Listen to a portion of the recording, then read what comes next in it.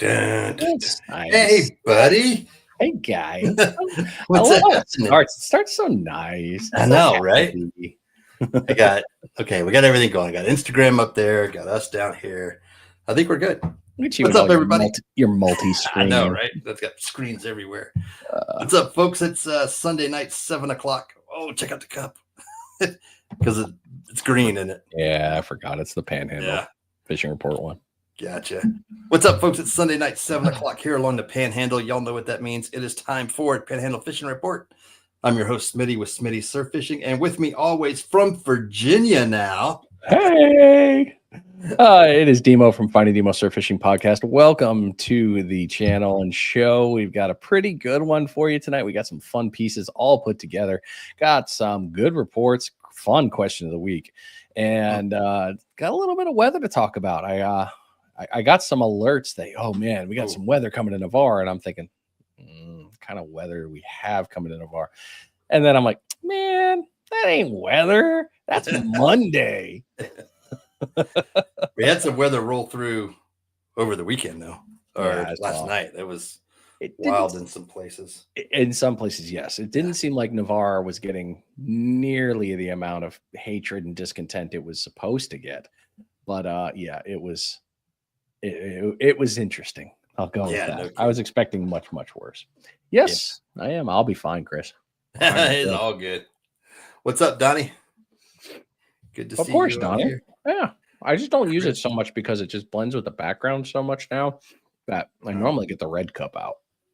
The red solo. Speaking of cups, what's in your cup, sir?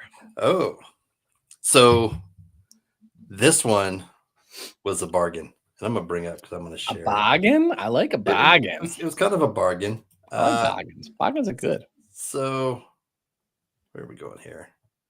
There we go. Publix was running a BOGO sale in Publix liquor. That's the first time I'd seen that. Or first time I'd paid attention to it. So this is ammunition whiskey, and it's a bourbon whiskey, and they make a rye as well. But this it's a whiskey because it's pulled out of the bourbon barrel and then finished in a Cabernet Sauvignon barrel. Very, very fancy. Yeah, did you like that? That was pretty good. But it's pretty cool. It says in true spirit of the West. So it's a throwback, and it's made by Daylight Wine and Spirits. So they do a little bit of everything. They have a cast strength, which is still a whiskey. They don't do a straight bourbon. And they have the rye, and then they have the straight bourbon whiskey as well. But it's not bad. It's about $55. Yeah, $54.99. And they had it a two-for deal, so I call those sore Peters. Can't beat it. So no, it was good. It was a good one.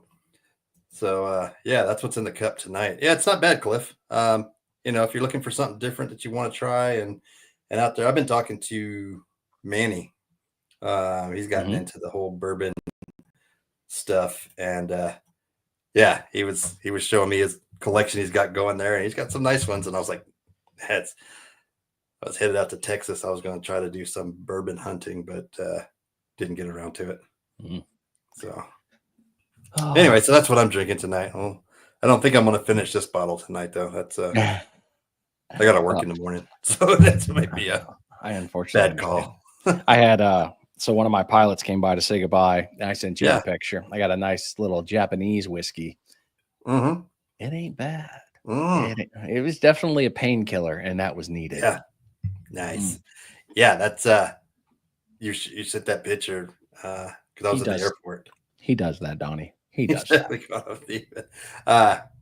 So getting that bottle, I was pretty Centauri or something like that. I think it was, or something like that. Yeah, something like that. Yeah, something like that. Hold on, I can pull it up. I still have it in my pictures. It tastes, it's very smooth. Yeah, but it's also a lot like Old Overholt in the regards of it hits the bottom and warms on the way up. So it's one of those. To me, that's a winter. Is it a whiskey? Is it a rice? based being from? I don't think it is. I really, at first I was kind of like, is this a right? Oh, here we go. Yeah. The Yamazaki single malt Japanese whiskey, oldest distillery in Japan, Mm, from the House of Suntory whiskey. that's where I was getting it from. House of Mhm. Suntory. Yep. So Nice. it's a 12-year-old. It's well aged. It's my first Japanese whiskey. I will say that was not bad. I will definitely do that. I will have some again. Berg, how are you, bud? What's up, Berg? Before we get any further, this week's Yeah. show is brought to you by Salty's Pompano Rigs, a Panhandle original, the OG in Pompano rigs along the Gulf Coast. Salty's got you covered with premium hand-tied rigs from the double drop to the single drops. He's also got some pretty cool stickers and t-shirts. Go check them out at saltyspompano.rigs.com. And as always, everybody, help out your fellow anglers. Share this out. You always know that we're giving out good tips, tricks, and knowledge, along with the good reports about what's coming up, what's going on, especially with all the happenings around the area. We've got a lot of stuff going on, and especially with some closures and openings, this stuff's always changing. So have them tune into the show. You never know. They're going to pick up something new and interesting to be it better. Always. Last week we brought on some. I mean, I didn't get out and fish this week, and I know you didn't either. So not a chance. I plan on going tomorrow night, though. Jack and I are going to go try to chase bull reds in the evening. Nice. Around out in the bay. So if the wind cooperates, we're going to be out there. But last week we were talking about the Mulletron and the mullet. I forget the other Usuri twitch bait. I think I'll put it back out in the garage that we were talking about. This week, with the weather being the way it was, surf fishing was okay. So we got a lot of questions in the shop about what to use inshore. And it really came down to a couple different things on what folks wanted to use. We can go soft plastics, we can go hard plastics, we can go, live bait. But in the hard plastic arena and sticking with those things, I got two tonight that I want to show and talk about. So I'm going to bring out, because I actually have them on the, I brought their websites up too. But this one right here, hopefully you can see it. Let's see, share. Boom. This is the Miradine 17 MR. I got to bring the other screen up so you can see. There we go. And this color by far probably outproduces any other Miradine.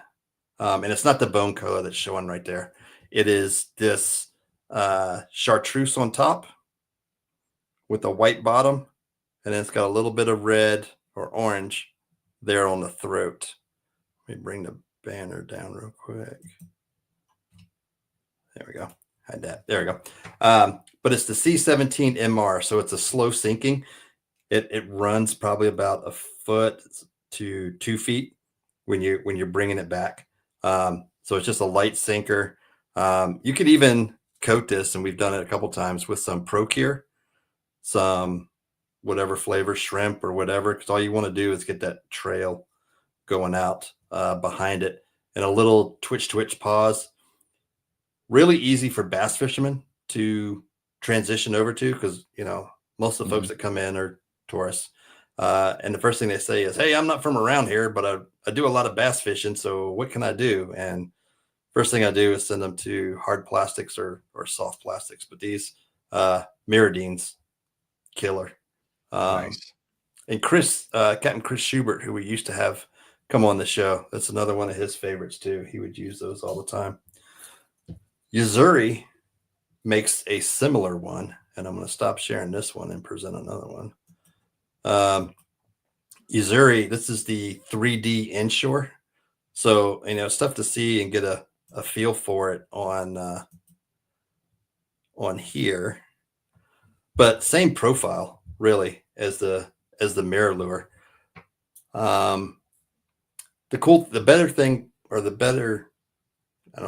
The advantage I like on these is it comes with that split ring on the front. Yeah. So you don't have to do a loop knot or anything. You can just tie it right to that, and it gives it a little more action. Plus it's made to mimic those peanut bunkers, the threadfin herring, those pilchards that come in, that everything inshore is going to eat. Your speckled trout, your redfish, snook, you name it, they're going to hit this thing because it looks like what they're feeding on. And again, same hot color, that fluorescent green across the top, white body. It's dynamite. Can't go wrong with some of that stuff, dude. I mean, it just goes to show how good the research and development that goes into this stuff. I get it. A lot of that we've said it before. It's more to catch us, but on the same one, Right. Dude, it still comes together and it works. It really, really does. And that's why a lot of them, people get that one and they're like, you know what? That's my one and my one and my one only. Chris, they do. Chris asked if they have length options. So when you're looking at this, and I'd tell you, after the show here, go check out shopmirrorlure.com. Actually, I'll put a link in before the night's up. I'll put a link to both places in the comments. But this is about that goes by weight, really. So about a 5/8. Is that what it was? 5/8, I think. I also took some pictures. But anyway, yeah, you can get small, medium, extra large, bigger ones.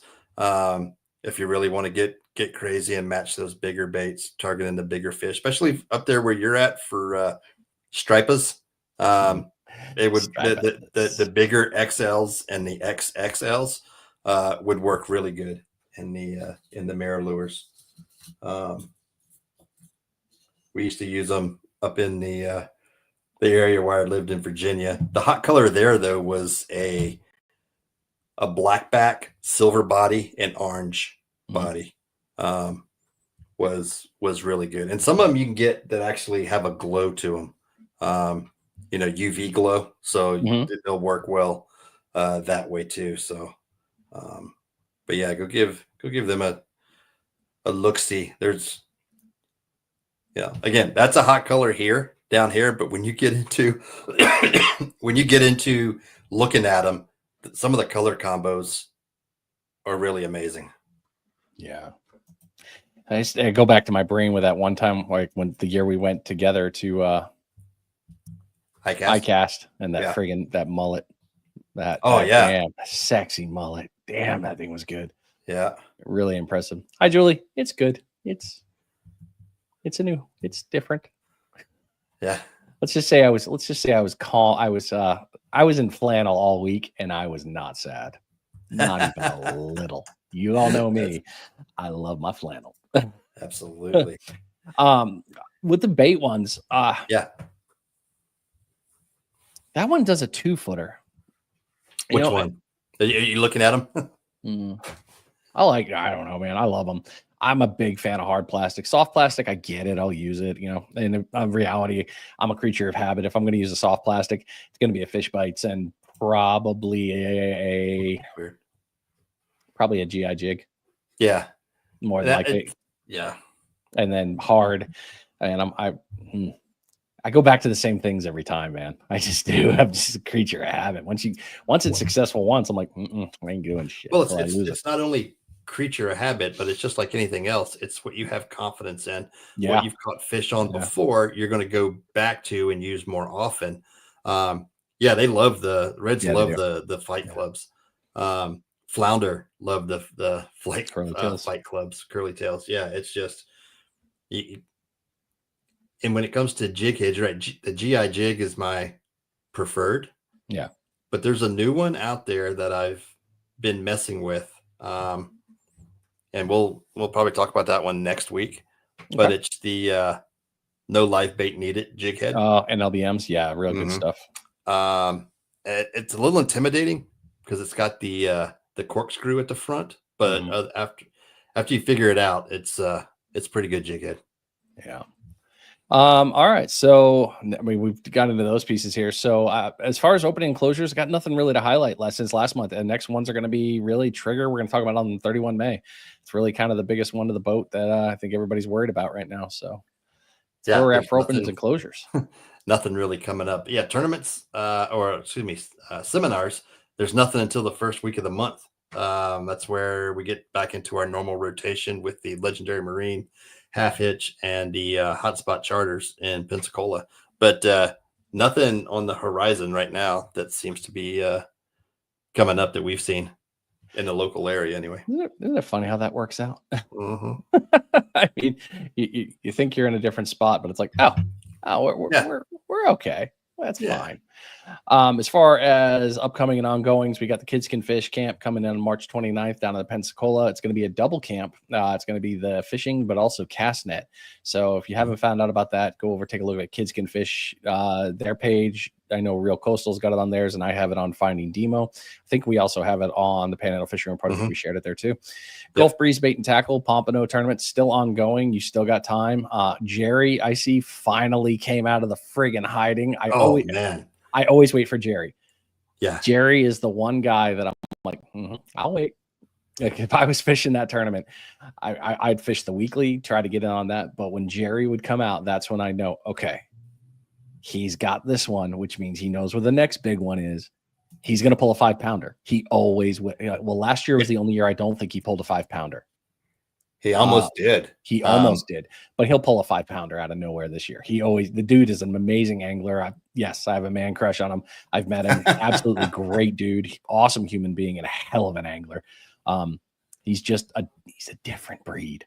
Yeah. Really is. But great catches on that one. So good on that one. Fish Bites Shoreline Showdown Panhandle on 5 April. That one's coming up. Emerald Coast Lionfish Tournament May 16th and 17th in Destin and Pensacola. Emerald Coast Blue Marlin Classic, Sandestin Marina, June 18th to 22nd. I've seen some more popping up. I'll get them onto the reports here as we go. But that's the biggest ones closest to the boat. Yeah. I was trying to post the same link on Instagram, and then I think it froze up. So yeah, now it's catching up, and I see myself looking up there like I'm staring at birds or something. Yeah, it's like, what is that up there? I can hear colors. I can hear colors. I knew I wore the tie-dye for a reason tonight. That's the good stuff right there, man. Awesome. All right, question of the week. Man, we're flying through tonight. We are. That's fine. It's all good. Question of the week is brought to you by our new sponsor this year, Pomp'n Ain't Easy, the freshest name on the scene, bringing you the heat and backing the show in a big way. From apparel, swag, and rigs, these guys are coming in strong, and trust us, you'll want to keep an eye on them. Go visit them at dscustomtackle.com is where you'll find the link to Pomp'n Ain't Easy. So what'd you think when you read the question of the weeks? At first I was like, okay, where are you going with this? And then I was like, okay, I like this. I like this a lot. There was only one other thing that I didn't see. Where is it? I remember marking it. Well, I'll tell you what sparked it, and then I'll read it. I was watching, flipping through reels and stuff, and the guy catches a fish and tosses it back, and then puts the camera underwater, and it's as the fish is swimming down, flipper comes out of nowhere and takes it. Yep. There's some things you just can't prevent. Which, I don't know if it's good or bad or whatever, but this week we have a 2-part question. So number 1, which Gulf species do you think suffers the most when caught and released out of season? Is it the red snapper, the gag grouper, or triggerfish? Like, really, why, based on your experiences, do you think some species are hardier than others when released? Yeah, go ahead. What do you think? I still think red snapper. Trigger, I would have said trigger. I really would have. But it seems of late the red snapper have been harder to get through than to get to the trigger. So I think red snapper are the biggest ones. Especially the of the fish. Yeah, the hardier. Yeah. But I also think that it also is 2-part with that too and this is the party boats. This isn't the professional. I'm not talking about it. I'm talking the party boats. Popper, they're supposed to use it a lot that I've seen. I'm not saying I've been what boats it is, but I've been on a boat where they don't pop them back open and then deflate them. And technically we're supposed to be using a descending tool. Yeah. That doesn't happen. So I think that's one of the biggest pieces. And that was what I was going to bring up was the descending tool. I was like, I didn't see the descender on there, but yeah. So what do you guys think here? You guys are watching. You added too. Yeah, I would tend to agree with you on the red snapper is hardier. and I think it has a lot more to do with how they, I don't know, migrate and where they live, Mhm. if you will. So when they're born, and they're running reef to reef, Yeah. um, they pretty much got to be that way. Um, I It was interesting to me because I was doing some more research on the mortality rates and how that plays into recreational seasons, and it doesn't really, like, they don't, I'm sure there's an equation. They're like, okay, we're going to attrit 10% of the Mhm. catches to mortality, right? So if we say our quota is, for easy numbers, 100, then we're going to lose 10 of them um to bycatch, if you will. You know what I Right. mean? They're just not going to live after being caught, because I don't know how many of our viewers have seen, but I've seen when you catch one, and sometimes, even though you're using circle hooks and using all the right things, sometimes you will get a deep hooked fish. And I tell clients, especially if that happens, it's better to just cut it and let it go. Like, Yeah. we're not going to try to get the hook out. You're going to do more damage, especially like for redfish off the beach, when you get one that maybe got hooked or whatever, for whatever reason, it got it a little deeper. Mhm. Just cut it and let it go. That fish will survive. I mean, we've cleaned fish that have had hooks in their gullet. You know Mhm. what I mean? It'll just work for whatever Yeah. reason. You end up Hey, doing John. more harm trying to get it out. But What was his go name? ahead.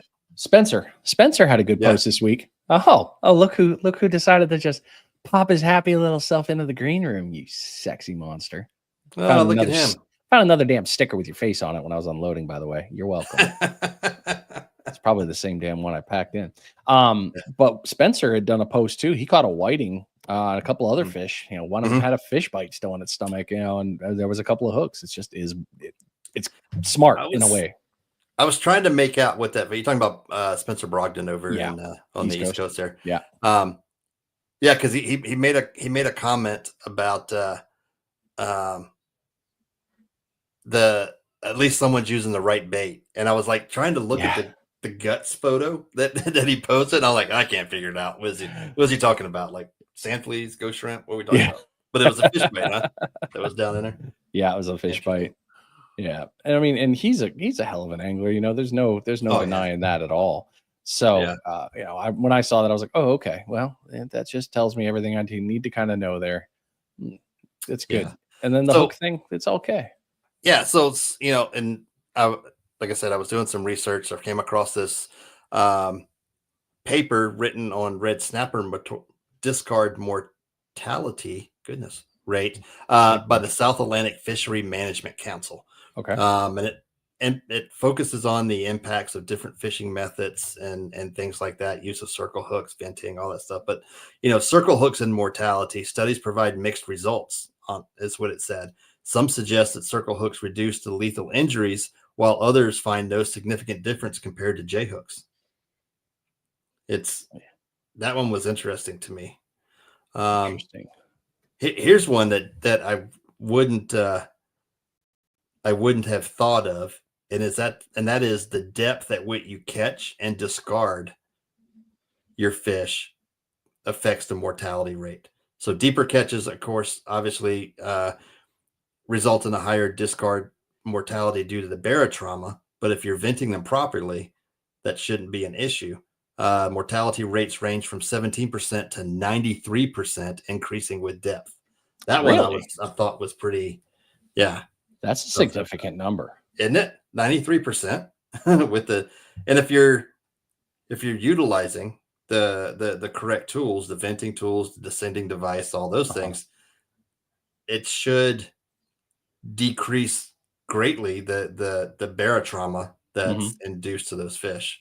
But I don't know, regardless of descending devices, venting tools, if you bring a fish up and it pushes his stomach out its mouth, No, you're done. like there's some damage that was done there. You know what I mean? Yeah. There's some physiology, whatever. I know That's a the word big you're word. yeah. Yeah, yeah. I know where you're going with it. Just let Yeah. it let it If ride. He gonna have issues, man. He just gonna have issues. He's gonna be the pout pout fish. Yeah, right. Demo, my wife's been stuck. I told her how to move. Justin Oh. Reed. And of course Smitty too. Well, we'll see. We'll see here. I might have an update in the next 48 hours on the house situation. That's on my list of things to deal with tomorrow. Nah, that's not my today. Yeah, that can wait till tomorrow. I don't want to think about that right now. Because as I look down, Salty texted me. Yeah. He thought it was a little bit later. So I mean, actually, hey Salty, I see you're working. I know you can hear me. You want to come on, or do you just want to sit in the back? Nod for on, shake for back. Not jiggle it. So we started something new this week, and going forward, our main show sponsors have the opportunity to come on and highlight a product or talk about pretty much whatever they want to talk about for 3 to 5 minutes, and they also get access to the green room, so they see all the comments and what's going on, and they see the show notes, so they get a heads up on what we're talking about and what we're going to be discussing and all that good stuff. So Salty popped on, and he's in the back there and tying his rigs. Like we said, he's the OG when it comes to these. He's like, yeah, well, whatever. Yeah. All right. So go ahead. Do we bring him on? Salty, do you want to come on? Like nod for on and shake for no. I cannot shake. I mean like no. Yes. Yeah, he wants to come on. All right, let's bring him on.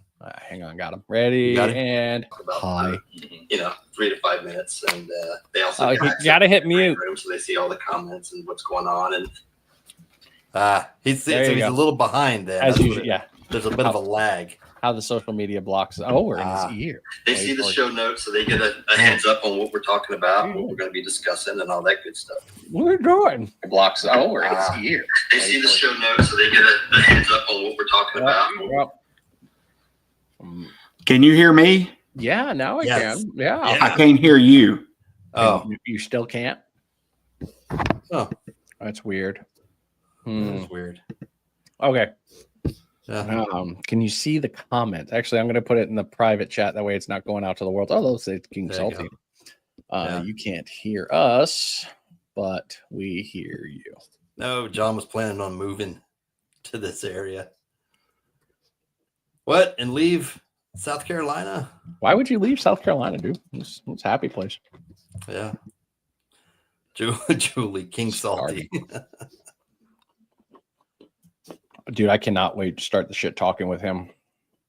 For the Kids Can Fish tournament. Oh, Salty. Yeah. Yeah. It's only 8.5 hours. Yeah. Oh, for you? Oh, to get to Georgia. Yeah, St. For the running of the bulls. Yeah, 8-hour drive. Easy day. Yeah. I can figure that out. You got to figure that out soon. All right. So you still can't hear us? No. All right. Still can't. Okay. He gone. All right. Oh well. Poor Salty. We'll get it figured out one of these days. We'll get his stuff. I know what it is. It's in his settings. That's what it is. He's got to go back and Salty, if you're still listening, you got to go into your settings on the bottom and then click audio and then set your mic and speaker up, and it will let you do it from there. Yeah. All right. So part 2 of that question then. Wait, we're ready for part 2? I don't know. Yeah, go ahead. Part 2. Okay. Would you be open to stricter fishing rules if it meant bigger and more abundant catches in the future? Sure. What's more important, short-term access or long-term sustainability? Do I get to use my tree-hugging ways?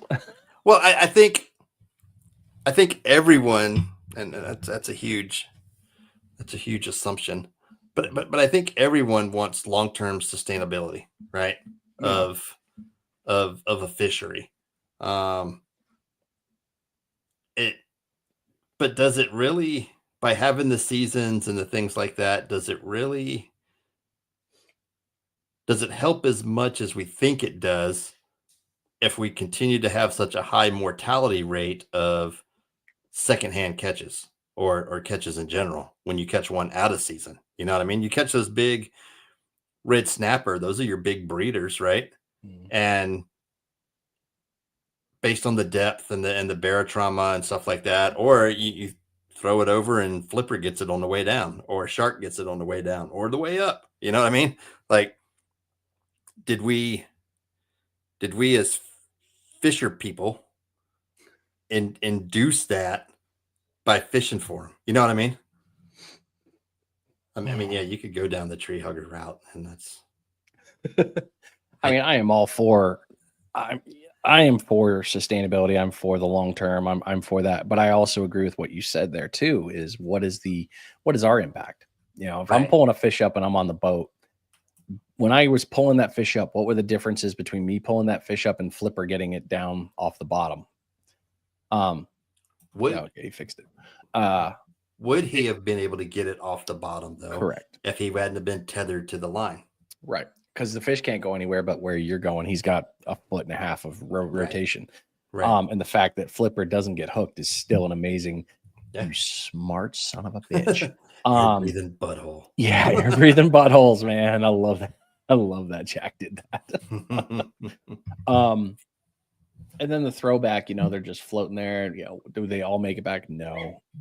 But on that same one, we've also seen, and this is the hard part to fight with this one, is we've also seen what conservation efforts can do. I mean, we've heard for so long that hey, the fishing windows are closed for red snapper. Okay, what did it do? It boomed the population. It did. It boomed to the population that a lot of us now think red snapper's doing just fine. You might want to stop because it's becoming a nuisance.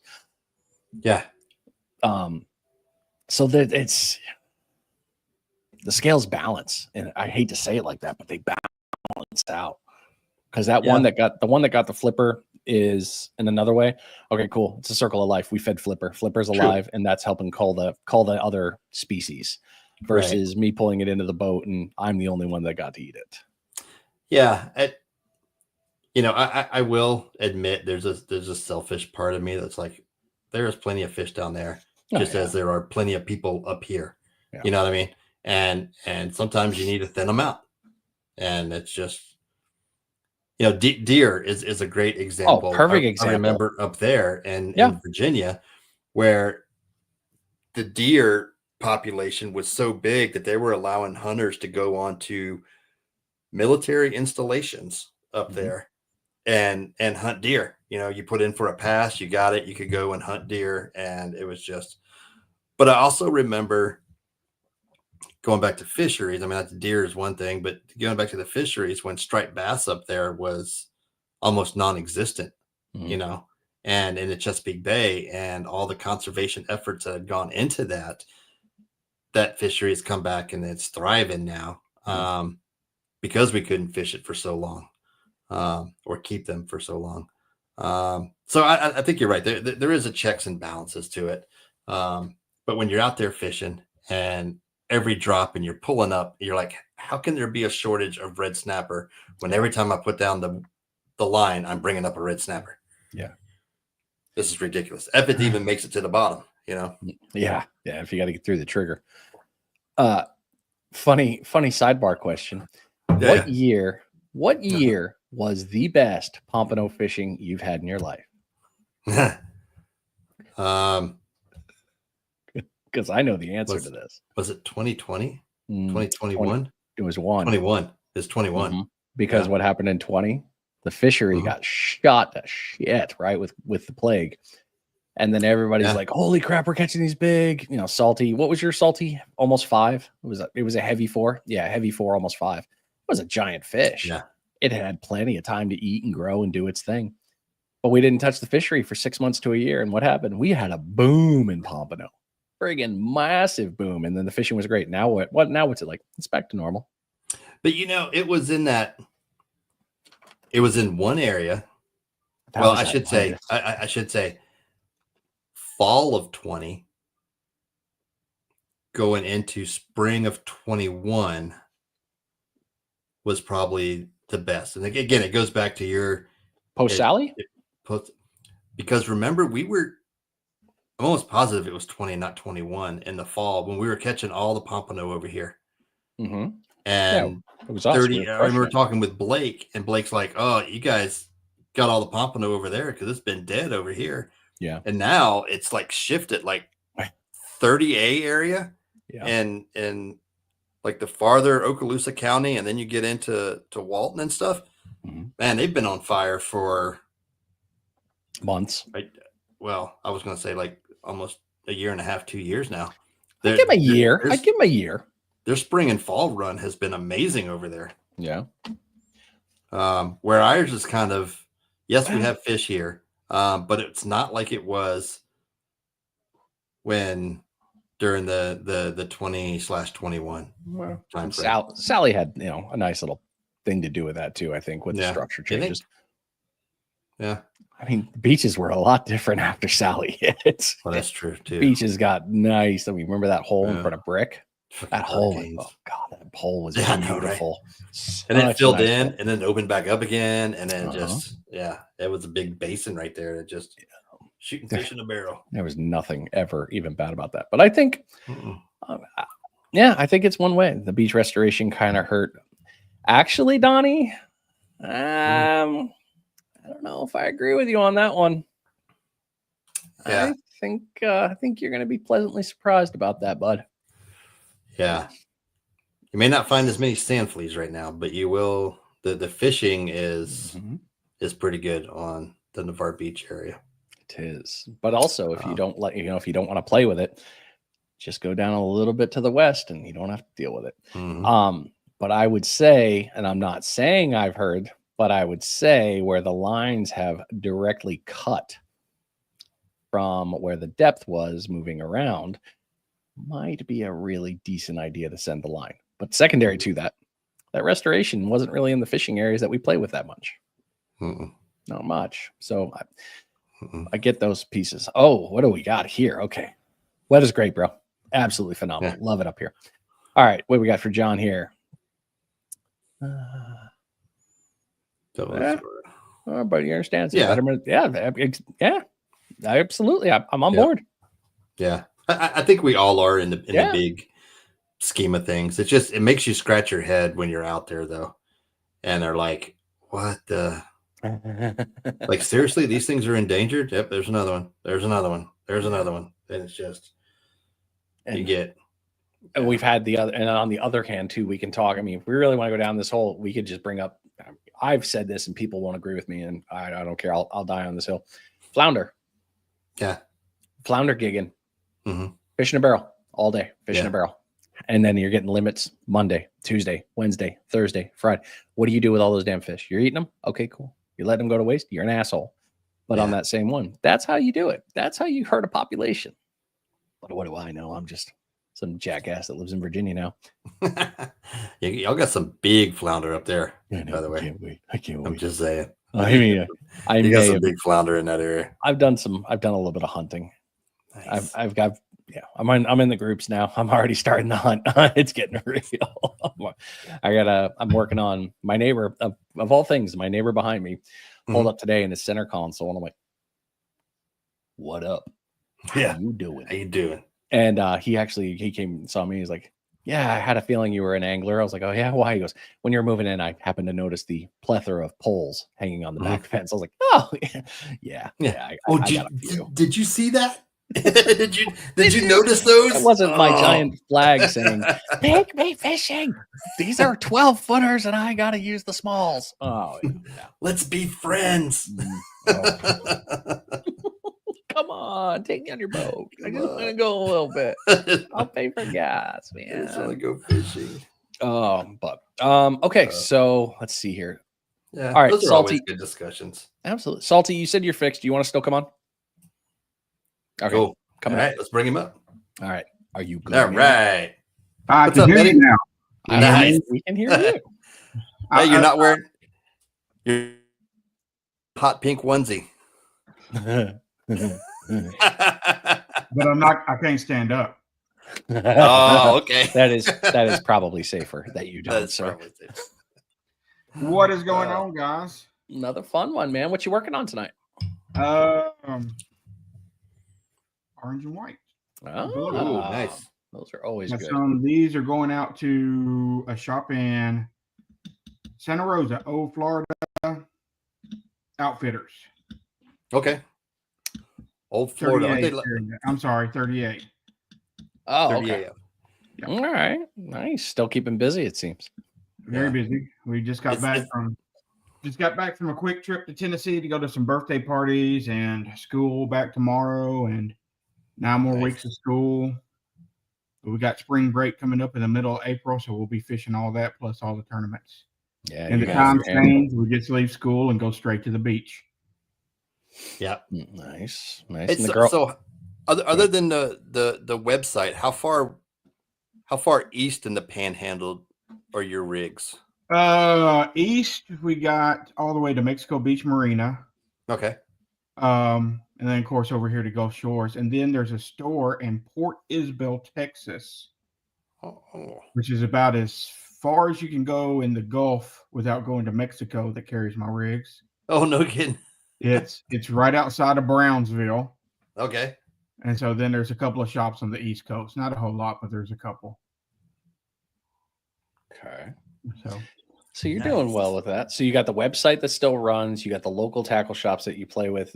And it's keeping us between keeping everybody stocked with that and fishing and school. That pretty busy. You just don't like work. You don't like free time. Oh, we like free time. Just, between Magic and Skyrim. Amber bought me an Xbox for Christmas, and I told her what would happen if she did.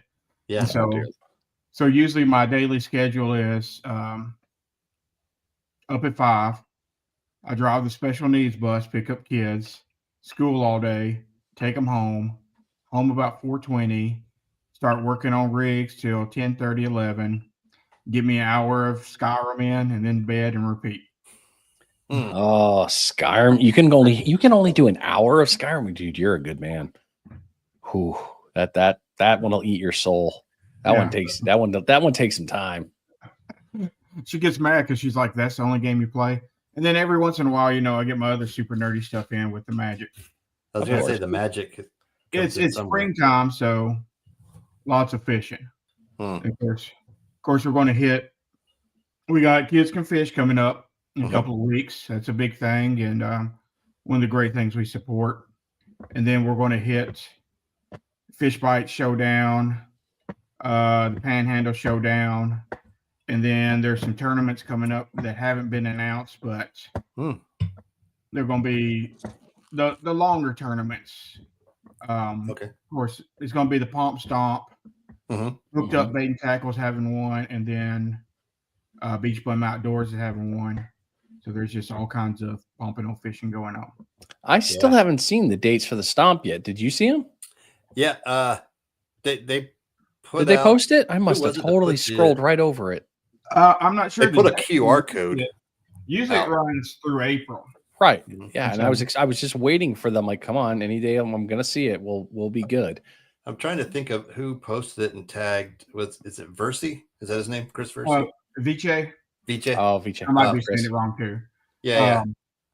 But yeah, I think they got that running, and I mean it's just it's all a good time, and so there's going to be lots of fishing going on. I just of course our thing here, and I think I've talked to each of y'all individually about it, is it takes about 2 weeks longer for the Pompano to go past the wall that is Pensacola Bay before they enter Alabama. It's my personal feeling, so I'm not sure. I'm not sure that first weekend of April how many Pompano. But on the flip side is, to come May, we're going to have the big ones here, and y'all going to be looking for a lot of them. Yeah, that sounds about right. Yeah. But hopefully it's going to be a pretty good time. Absolutely. It always is, especially tournament times. Like we've always said, the best part of the tournaments is the weigh-ins and stuff like that, and getting together and just kind of the big thing for me is the kids, and I'm going to be supporting some of the the Hooked Up tournament. We're going to be supporting the kids divisions, and I'm pushing for the kids divisions for the Beach Bum tournament too, because that's nice. The big thing for me. Even like the past Fish Bites tournament we went to, luckily I lucked up and Sophia was not looking at one of the rods, so I was able to grab it. But they're quicker than me, so when they go fishing, they get to the rods faster than I do, and it's now I'm going to have to quit entering them just so they can fish them, because because I get to watch them catch lots of fish. Mhm. You know, they're not great on casting yet, so that's usually the duty that I get. Yeah. Julie says best part of the tournaments is Emmy's pomp dance. She's ruthless. Sophia's right behind her, but Yeah, she's ruthless. That's all she wanted to know. When's the next tournament? When are we going? And that's nice. it. So That is awesome. So I saw you earlier lifting your cup. What's in your glass this evening? all right. I don't want you to be too disappointed because I am a pirate. I Okay. do enjoy bourbon, but Is that a Pilar? Nice. yeah, It's a rum guy. It's good. It's okay. Gotta give It's it all up to good. Hemingway. This, Nothing wrong. Yeah. between this and I think the other one that is my but it's a little too sweet sometimes. That's a Boomba or Booba or something. But it can be sweet. This has got a little more, good taste to it. So that also looks like one of the ceramic or marble ice cube. Yes. Mm-hmm. How long? Because like I started the show, so now that we're talking that, when I started my show, mine was ice, right? And it's slowly going away. How long does that keep your drink cold? Can you get 2 out of it? Is it Not really. no, not really? Okay. You need to have multiple. Okay. The only benefit is that it's not going to water anything down. Yeah. Gotcha. But so that's about it. Oh, Donnie jumping on. I just think, well, this is pretty good. And if you're in Key West, you can go see it get, they have the distillery downtown. Yeah, that's named after what, Hemingway's boat or something like that, I think. The Pilar. And it's got the rooster, which Amber makes fun of me, but my favorite thing about Key West is the roosters. Is the roosters? Just, I don't know what it is, but just, when you're down there and they're just all running around, you can't mess with them. And they're just cool. Gotcha. When it comes to your rigs, I've noticed, or at least at our location, because I'm at Half Hitch now in Navarre, and we only carry now 2, 3, 4, maybe 5 or 6 colors. Have you pared down to only those 5 or 6 colors? Actually, I've got more coming out. Let me grab a couple of floats real quick. Because, oh, you do have pants on. You do have pants on. No, they're you adult. They're shorts. People at school have never seen me wear pants. They make fun of me. I believe that, actually. Gotcha. There's a caveat in the dress code for the elementary school that says they can wear walking shorts. And so it's shorts every day for me, but I do a lot. Okay, so this is the bigger float. Okay. And this is the little float. So this is the low profile one. And the good thing is this is not going to match. But these can go over the hook, and then you have to peg them. Come up a little. There you go. Okay, there you go. To get them to stay, which I'm probably going to change this design around soon to fix that.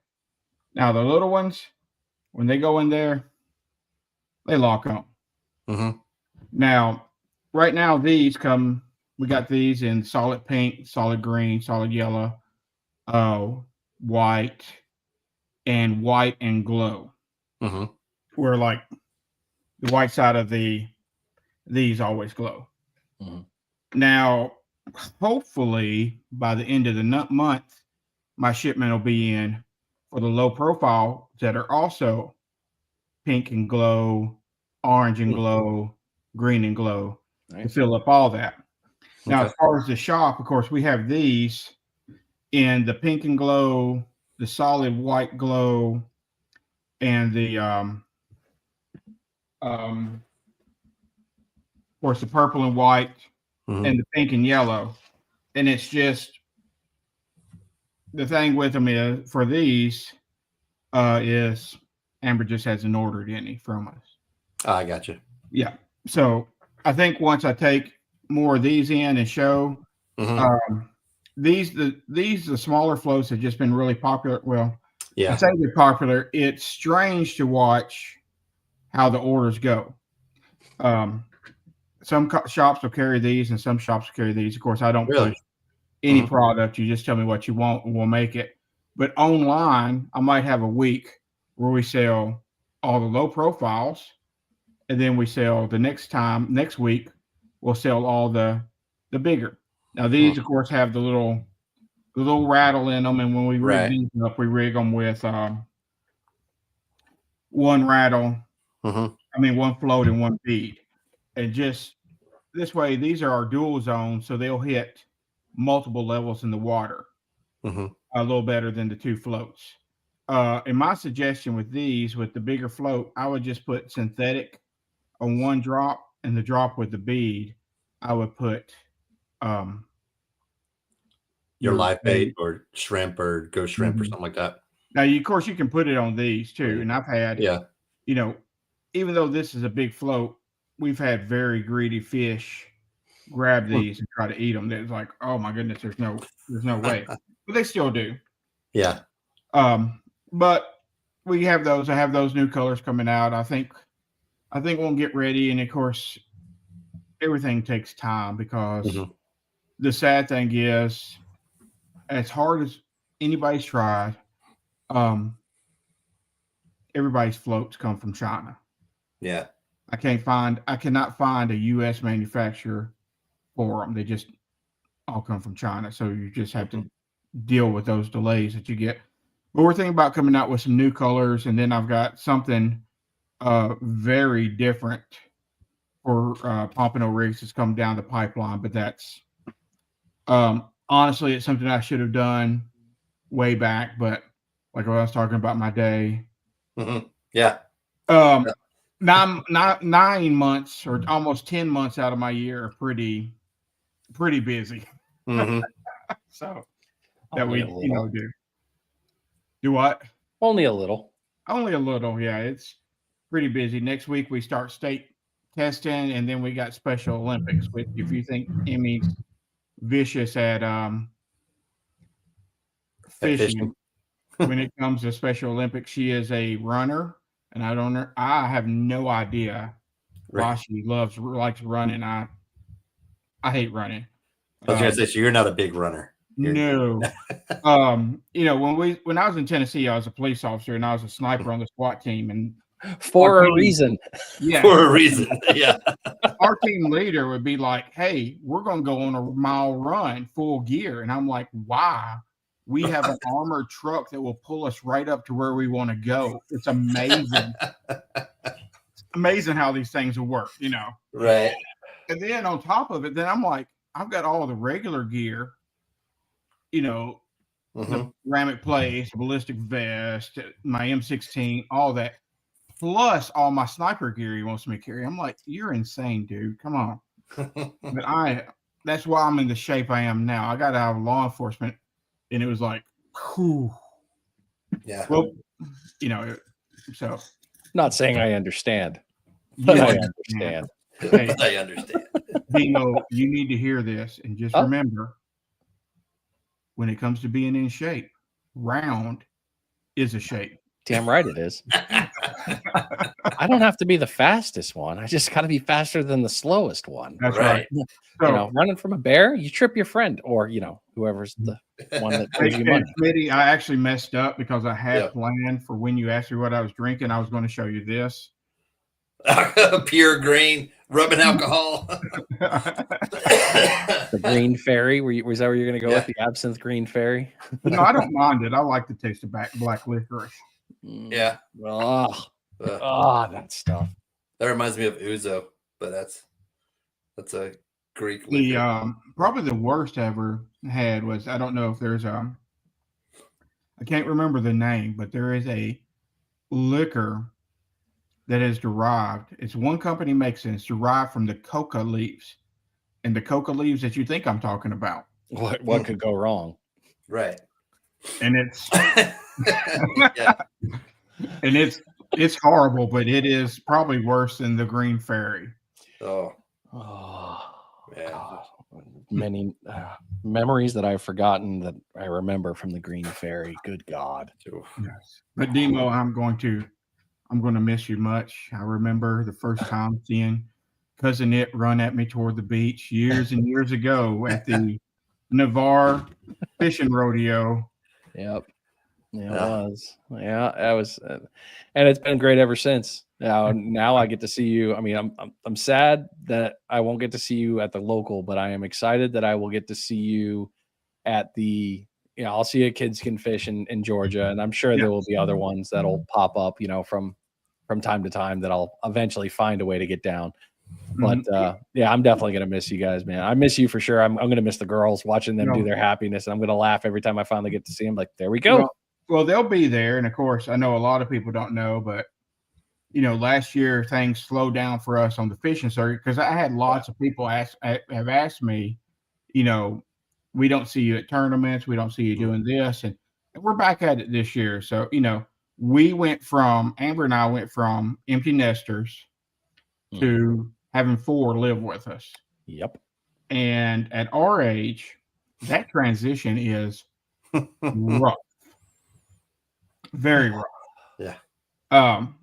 And so now everything's smoothed out and we got, a great plan. So now we can go fishing. And usually it's going to be Emmy and Sophia, and they're the 2 oldest that are down here. Now, Emmy doesn't live with us, but, she is constantly with us. Mm-hmm.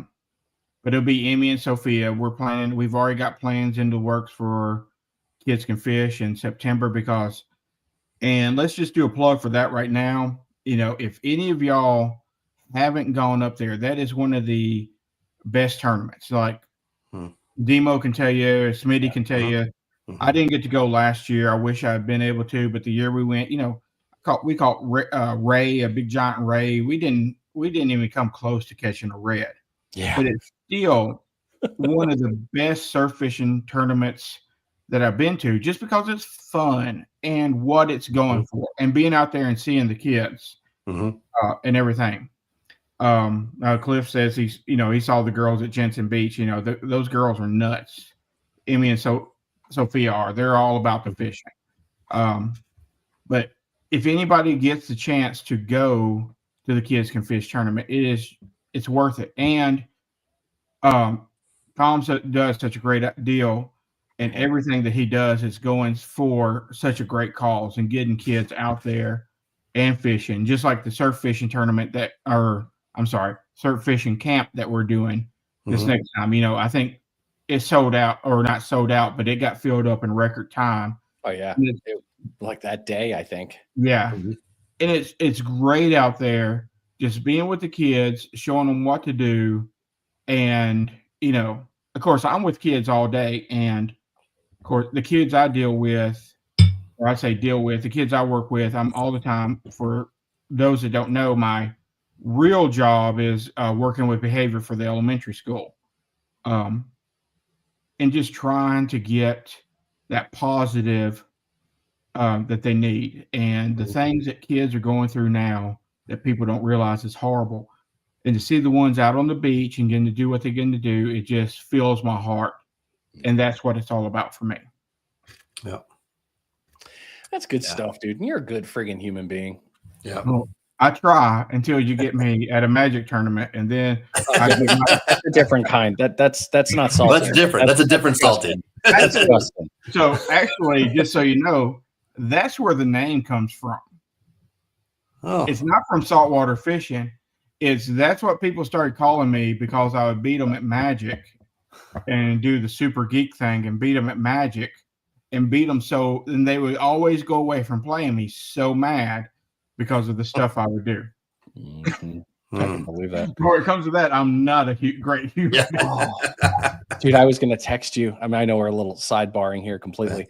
But I was doing a dump run, and I was throwing stuff out of the trailer, and I looked down and I saw a bunch of Magic the Gathering cards at the dump, and I was like, do what? No, I'm not not going to send that to him because the question might be, "What you got there?" I'm like, I ain't touching that. What you got there?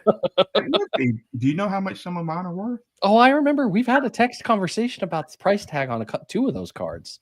So yeah, I remember. My wife might be watching. Yeah. Amber doesn't need to know about that. It's just kind of like the rest of the stuff of our things. We don't need to know about it. Before y'all cut me off, I do need to prove to y'all something. Hang on. Okay. Y'all thought I was joking. So I love these conversations. Yeah. Yeah. I mean, don't worry. We're going to get back to the report here shortly. We're down to the fun stuff. Yeah. You guys will be all right. Getting ready. Is What that else your you wanna do? 14,000? 14,000, baby. Dear God, Yeah. man.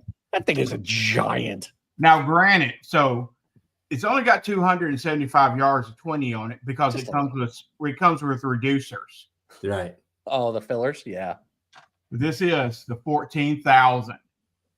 Is that the Shimano? It is. Yeah. Ultegra XR.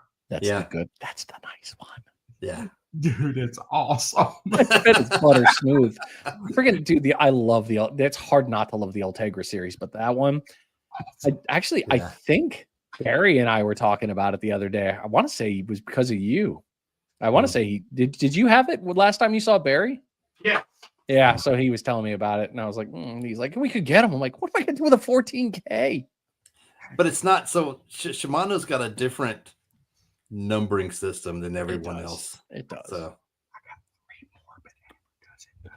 That That sounds like when you got into slow pitch jigging. And do you remember when he started? It was like Salty doesn't do anything as singular. It's always in. Yeah, there you go. That's it. Yeah, there it is. Yeah, and he messages me, and he's like, "Hey." As a matter of fact, Jack still got one of the setup that he bought from you. Remember the TFOs? Remember when he moved into the TFO world? It was like the TFOs and everything. Yeah. I still got the 8 and the 9-foot TFOs. Oh, okay. I thought you got rid of all your TFOs. Not those. And then up above me, I've got some 12-foot TFOs. Yeah, because you moved to the other series. The Carnage. Like my Pin Carnage is at that its own. Yeah. I love them, but I'm not taking them to St. Simon's Island to target reds. No. The 12-foot TFOs. Yeah. It's completely two different tools. Mm-hmm. And even though, and that's, I don't know, that's one of the things that I am really crazy about when we see people post on social media, and I'm sure the two of y'all can address it too, is, hey, what rod do I need?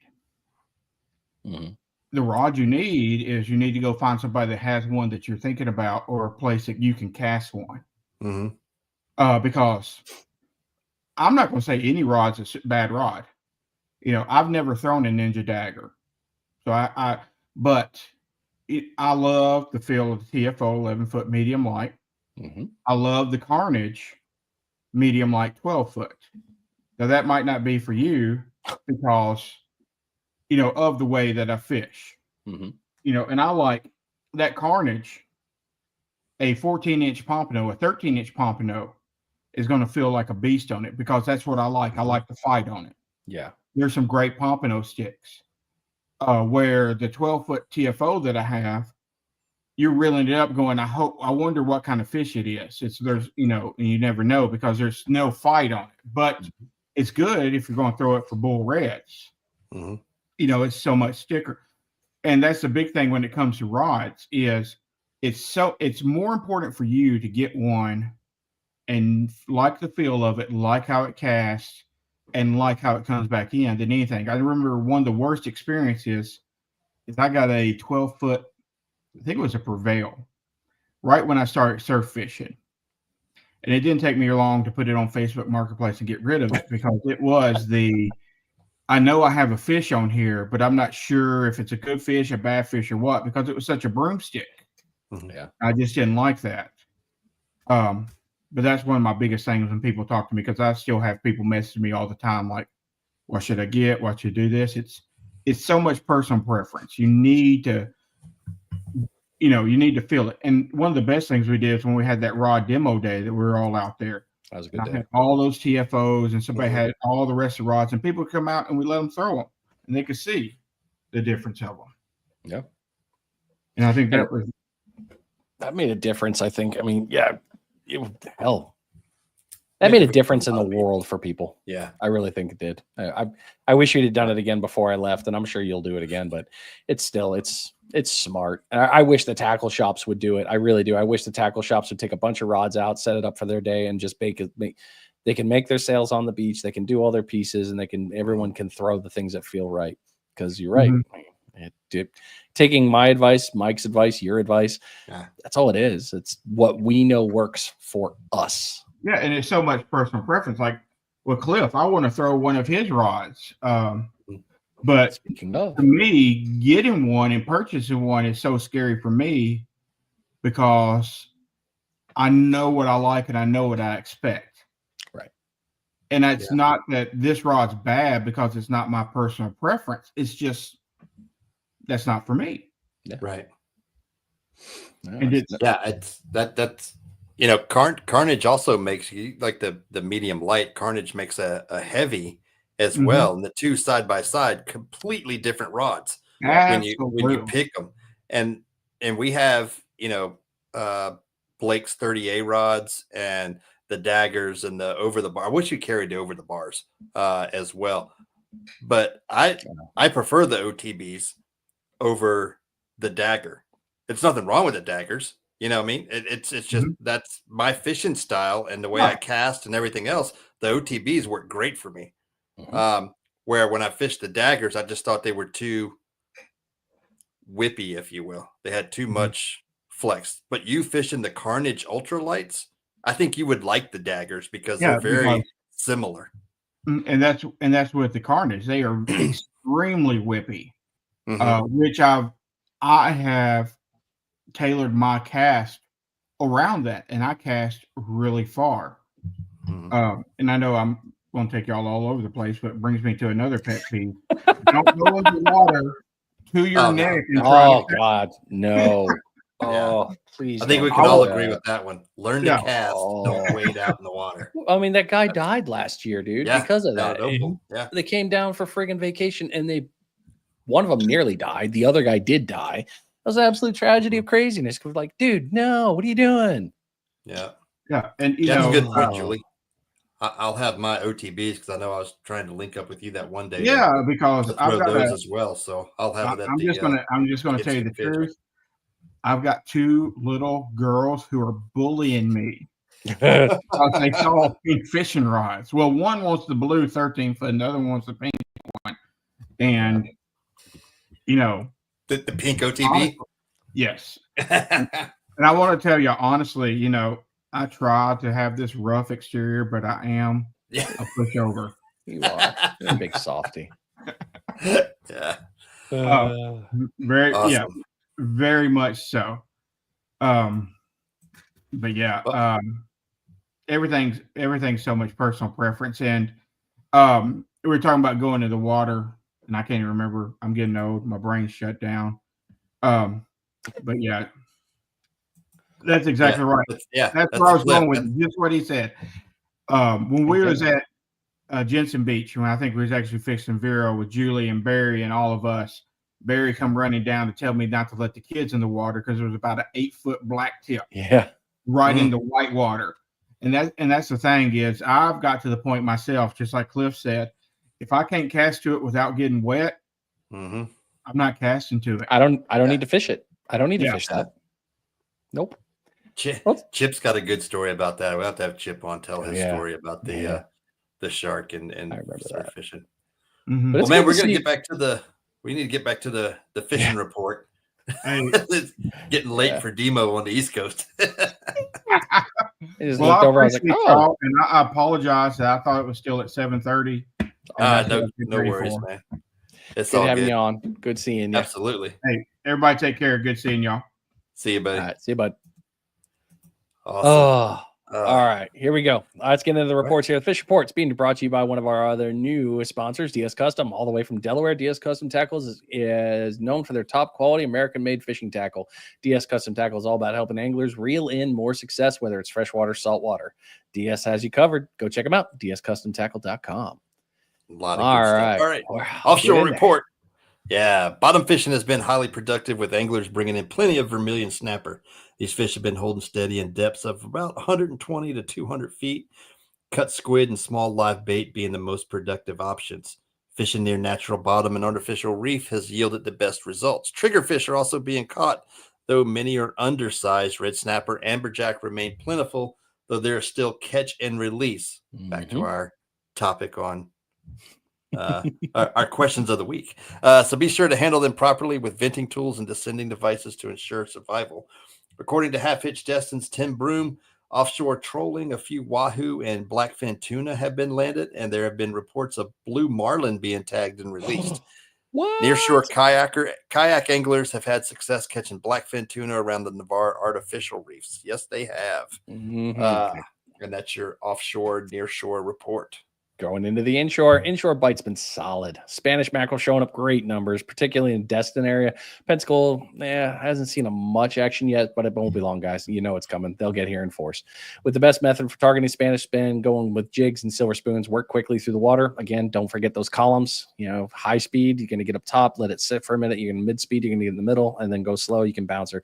Work those speeds. They like to fight. They are aggressive. Go fast. Redfish and trout, then feeding aggressively on the live shrimp. Can't beat those, right? Fish either Carolina rig or under a Pomp'n cork. Fish the grass flats, deep channels, near structure. Real productive there. Yeah, in addition to the species black drum, sheeps, hey, not bad. Still in the rivers, though, which is kind of fun, with both responding well to shrimp fiddlers near docks and bridges. All right. Surf report. Surf's been producing great catches for anglers, especially on the calmer days. Pompano have been biting consistently with fresh shrimp, sand fleas, and fish bites working well. Spanish mackerel and bobos have been caught in the surf zone, providing exciting action for those throwing gotcha plugs and silver spoons. ES lures as well. We got a lot of people calling for ES lures. Yeah. We don't carry them down here, but we do have something that looks very similar. So stop in and we'll show them to you. The whiting bite has been particularly hot, with the best success coming from fishing small pieces of shrimp within the first 20 yards of the shoreline. Redfish have also been active, and while shrimp has been the most consistent bait, cut finger mullet on a Carolina rig is producing, getting tongue-tied, is producing as well. Target deeper troughs and sandbars for best results, and as always, sharks are plentiful at nighttime. Damn shark tooth. All right. Into the piers, Okaloosa and Navarre. Lots of action this week. Spanish have been hitting really well, especially on the gotcha plug spoons and freeline, some live bait. Now, can't go wrong there. Best approach right now has been working lures, though, quickly through the upper water column, mimiking fleeing bait fish. They like it fast. Navarre still getting the BFTs hanging around at dawn. As soon as that sun comes up, they go. Providing a great opportunity for early risers. Pompano, whiting, reds have also been steady catches for those trying to find fish and cut bait and shrimp on the bottom. Overall, fishing's been strong across the Panhandle, everybody. Plenty of opportunities for anglers, both inshore, offshore, whether you're hitting the surf, pier, water, or deep water. It's all great, man. Get out and fish. Absolutely. It's only going to get better, too. Mm-hmm. All right. Weather report. Man, we're moving now. We caught it. We'll catch up. Weather reports brought to you by Green Get 'em Rigs. Green Get 'em has you covered for all your rig needs, from the original Green Get 'ems to the pink Pound'ems and the orange Crush 'em beads. These things catch fish. They also have the best damn surf rod, a 14/8 Surf Beast loaded with Fuji guides and reel seat. Medium heavy rod with fast action, rated for 4 to 10 ounces. Man, that's a beast. Comes in 3-piece setup with a nylon case for easy transport. Go check them out at greengetemrigs.com. All right. That's a beat. I haven't thrown that yet either. So, Cliff, when we're going to have to link up when you come back into town. I'm going to throw it at St. Simon's. Oh, there you go. All right. Here we go.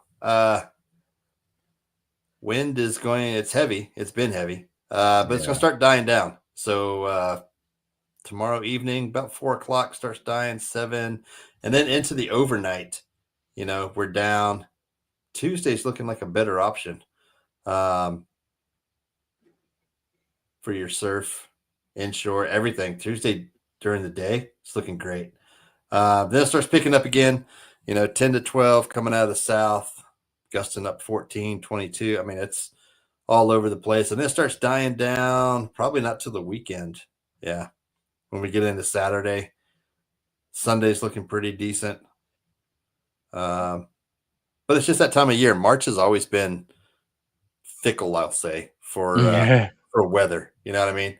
It's either blowing, it's raining, or hey, if you look next Monday, we're going to have some decent winds. It's going to be good, but it's going to be raining. Yeah, so we get the decent wind, but yeah, we got to deal with precipitation. So I don't know. But overall, Tuesday is looking like the best bet to get out there and do some fishing. I would agree, especially with the pressure markers here. So we got a double stack here of high pressure systems, and they're kind of sitting into fun spots. I think I'm sharing. Yeah, I am. Ooh. Okay. Yeah, you're sharing. All right, so we're right here. So we got a high down here in Tejas, and we're gonna have another one, but we've also got a low sitting up north, and that's really gonna kind of keep away from you guys down here. The bad part being these are the wave markers right here. We're 5 footers and we're decreasing. So this high pressure, big arm of a bar, and it's going to tighten up a little bit. So we're rocking into Monday and Tuesday. Here's that nice tight. That's when it gets real into there. So I think into Tuesday, I agree with Mike. There's the leading edge of it at 5 in the morning, 6 in the morning. And then it's basically explodes and expands. And as you can see, we got a little bit of a twist action going on here. So that's always something to pay attention to. This low pressure system is going to stay up to the north. So it's going to have that little clockwise, get a nice feed up into that area. So you're going to start seeing a lot of other weather coming with it. So as it keeps pushing out there, you've got another high pressure coming in behind this one as it goes out with another friend coming. Come on, speed up. There you go. It took you a second there, didn't it? Good Lord. It's on there. There's that little guy. It's having an attitude. All right, so that high right there. So this low down here, I was like, oh, hell yeah, low's going to come. Yeah, no. Get your ass out of here, son. This high pressure's coming down. So the high's coming back in, and as you can see, this low is just kicking the Atlantic's ass. Problem is this high, look at that. There's Thursday and Friday. I'm talking about that bad weather. Here you come, your 4 footers. Yeah, you're going to get waves. Again, 3s and 4s. Never a bad day for getting into fish, really. Not that white water. So there's the weekend piece here, drops down to 2s and 1s, and that's also to do with the wind. We got a lot of shifting coming on here. So as you got a high and a low together, that's going to give you that onshore versus the offshore, those pieces there. So meh. But the weird thing, this is something that caught my eye, and I was like, do I really want to start researching this tonight? I don't think I do. I really want to go down that rabbit hole. This is where, so you guys have heard me talk about this every week, and it's kind of been my normal. First one I look at is this. I always look at this rotation. It's changed. If you paid last week, you'll notice it was tighter. Now it's catching its other friend down here, and it's doing some funky stuff. This stream's still holding very nicely, as it always does. Yeah, it normally does. But this has my attention, and I'm no weatherman, and I like Mike's weather page. I do follow him very, very significantly. I enjoy that. But this twist has me thinking something's coming, and I don't know what. So pay attention to your currents. As you can see, we got nice ones up here. We got a little bit of red. I'm not too worried about that. But pay attention to this stuff down here in the Gulf. I think something's going to happen there. I don't know why. I just weird thoughts. You guys. You guys know me. Yeah, you know me. Weird. I'm just weird. Yeah, 3 footers are sexy, man. You can't go wrong, Cliff. That's for sure. Here in South Carolina, we're running. I said I wasn't going to do it, but you did it. You're doing good. It's gotten down quite a bit. I just it's so good when it touches your lips. What's going on here? A few puffers, whiting, weak fish, black drum being caught. Yeah. Actually, I need to go to South Carolina and get my hands on some great white shark. Well, you guys had them in Hatteras. They caught one. Oh, I don't want to do that. I want to do it from the boat with Chip, with Captain Chip. I want to go on his charter because I want to go, hey, cool. Tag him. Yeah. Let's name him and send him. I don't want nothing else to do with it. That's it. So Myrtle Beach mentions some sand kitties. Is that a predominant catch there along the East Coast? Because I've noticed a lot of folks in a lot of the forums in North Carolina from the Outer Banks and stuff, and then in the South catching those sand tigers. They're a weird looking shark, I think. They just their teeth set up and everything. And anyway, it's just. But I wonder if that's like the sandbars for us. You know what I mean? Sandbars are so. Yeah, that's a sandbar run. That's a sandbar run. But I wonder if the sand tigers are the same up there. Like, what's your most frequently caught shark along the area of the Carolinas there? Anyway. All right, where are we at now? Sorry, I got distracted because I just got a text message confirming what we talked about earlier. All right, we're on to the scroll. Yep, it just got real. So I'll just say my house is sold. Sorry, guys. It's under contract as of 10 minutes ago. Nice. Whoopsie. Early season, their first ones to show up outside of dogfish. Oh. Yeah. Okay. Gotcha. All right. Panhandle Scrolls being brought to you by Rogue Reelz Fishing. Rogue Reelz makes quality hand-tied fishing leader like the Smitty rig, a 220-foot, 500-pound class deployment shark leader, and the Demo rig, a heavy-duty double drop rig. Go check them out at roguereelsfishing.com. Thanks, Julie. Oh, what do you got? What you got on the scroll? I don't have a lot to sweat. I don't want to see this. Let's go back to saved. There we go. All right. Let's scroll down to the bottom.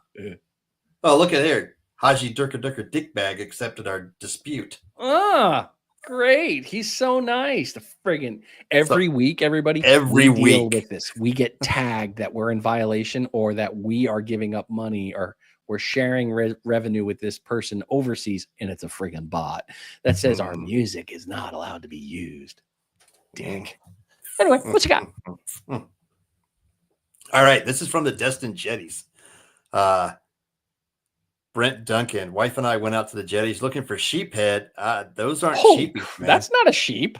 That's not a sheephead, where buddy. Where'd you get that thing? That's off the jetty. Like, look at like it's that's not right there off the East Jetties. And not just one, not two, 3. Somebody got lost. Yeah. That one right there is that's just a monster, stud. dude. That's awesome. Good for you guys. Are they catch open? Them off, catch them off land too. Is that open?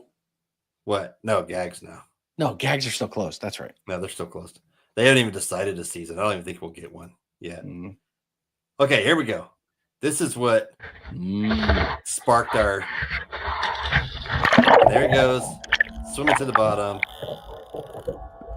I heard the and scrumptious. Yeah, it takes it. So I mean, like, what do you do? Anyway, we discussed that in our question of the week. Did you want a snack? That's what sparked it. All right, Captain Adam making night to bite fishing charter. Sheephead bite is still hot. It definitely is. That's a nice table of sheephead right there. Yeah, that's man. They're still around. All right, buddy Blake over at Real 30A. We love spring break. Yeah, look at those redfish. Nice. Redfish caught from the surf, I think, are so. I love the color of them. Yeah, that white color as opposed to the ones we catch in the bay that are bronzy and everything. It's amazing. Yeah, camouflage. Yeah, this one, Pensacola fishing fanatics, Jackson Hart ain't chewing hard yet, but getting there. Another nice sheephead and some Tito's. All right, way to go, buddy. But yeah, sheepheads, man, they're still around, still being caught. Again, this one's convict them or convict. Just catch it. It's that gold jacket, green jacket, same thing. Yeah. Boom. Look at that. Here we go. 1, 2, 3. I mean, that's just a stringer right there. I'm guessing this is Alabama. Some good size too. Probably off the Perdido jetty there. Yeah. Oh man, you shouldn't have showed the Van Stall. I was all excited for you until you saw you had the Van Stall. You're out. That's it. You're out, buddy. And then more redfish, Pompano from the surf. Caleb Stewart, Pensacola Beach. Very nice. On the frisky fin. That's a nice redfish right there. You sure that's 20? I mean, you can't tell by the picture. I get it, but yeah. I was looking like a little long. Big to me. Nice whiting. Using a hook, float hook. Float hook there, yeah. Good for him. So anyway, things are starting to heat up. Come alive. There you go. That's all I got, man. Nice, dude. Very nice. Let's see. We got a few fun ones this week. Not that well. Okay, I guess we're going. Yeah, to yours that did the page. same thing. I don't know why That's weird. All right, so if you want to get your hand there, old Bayou Bandit. You guys have heard us talk about him before. Oh yeah, but Jody's got some yummies. Oh, I like fried fish. That's nice. Some hot sauce. He's big on to getting them flounder, so he got only two fried. That's two, so he portioned them out nicely. That's a good stack right there. Dude, I saw this picture. I was like, I gotta save this. I totally gotta save this because it's not even fair. Okay, so keep in mind, this was not in your area, and it's a permit. It's not a Pompano. Oh, well, goddamn, that's a big permit. Yeah. Hey, Chip.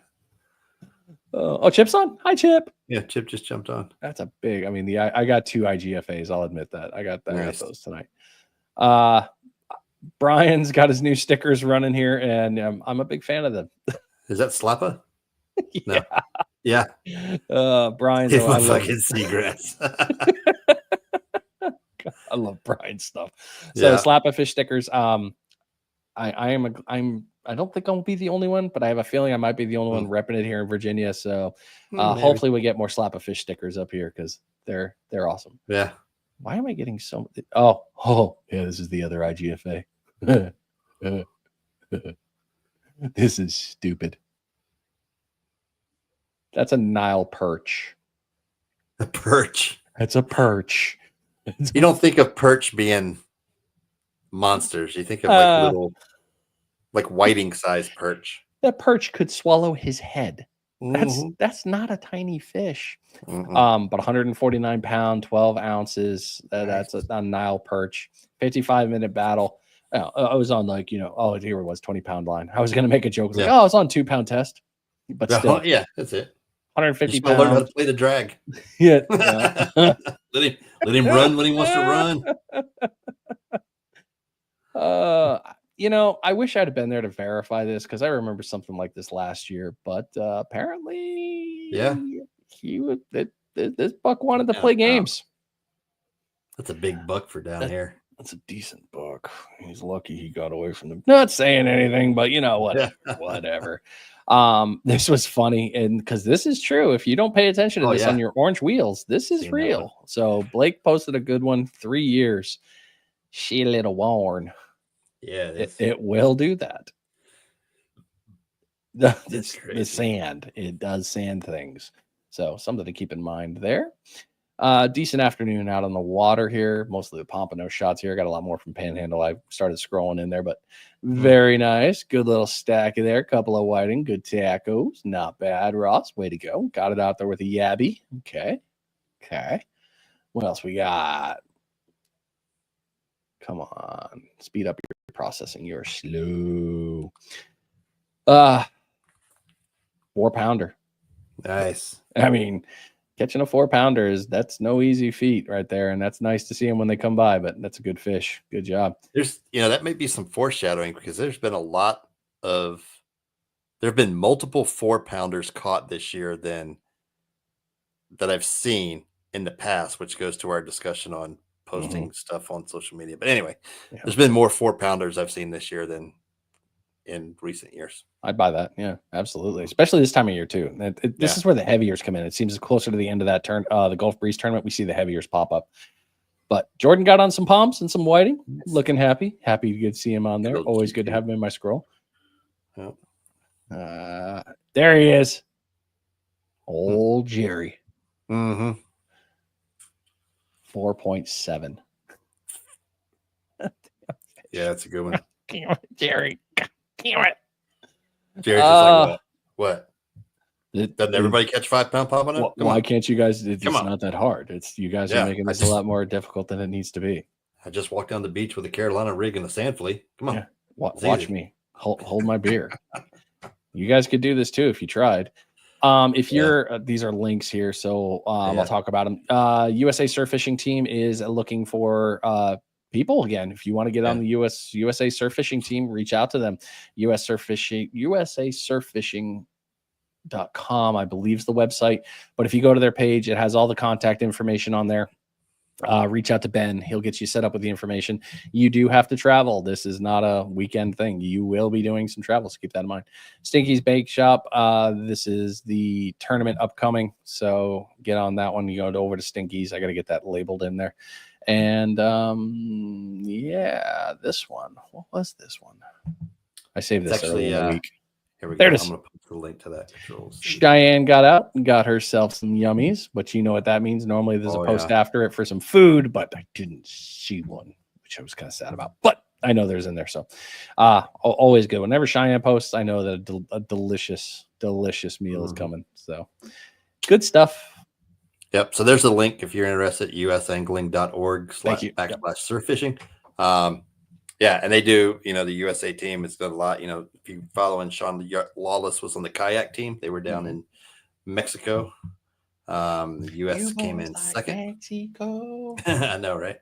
Hey, Chip, if you're still on, we're going to bring you on one of these weeks here soon to talk about the reason why you don't wade out and cast anymore. That's a pretty good story. Well, I mean, I'm sure it wasn't when you were experiencing it, but that's how it always is. It's never bad in the moment. It's hilarious after. Be able to talk about it afterwards is pretty cool. All right, we jumped through an hour and a half. That's pretty good. Good seeing everybody. Absolutely. All right, appreciate it. Yeah, I'd love it. Yeah, we'll get you on and we'll talk about some stuff. And we'll see you over in our area here in a couple weeks. So I'm sure you're coming over for the Fish Bites Dealio. So appreciate everybody sticking around and listening tonight. Don't forget, we'll be back next Sunday night, 7:00 Central Time, and discuss more fishing and stuff. You never know what rabbit hole we're going to go down. So true story. Until then, we'll see you next week. Oh crap! Maybe you gotta hit the button. Where's the button? There we go. See ya. Okay, bye.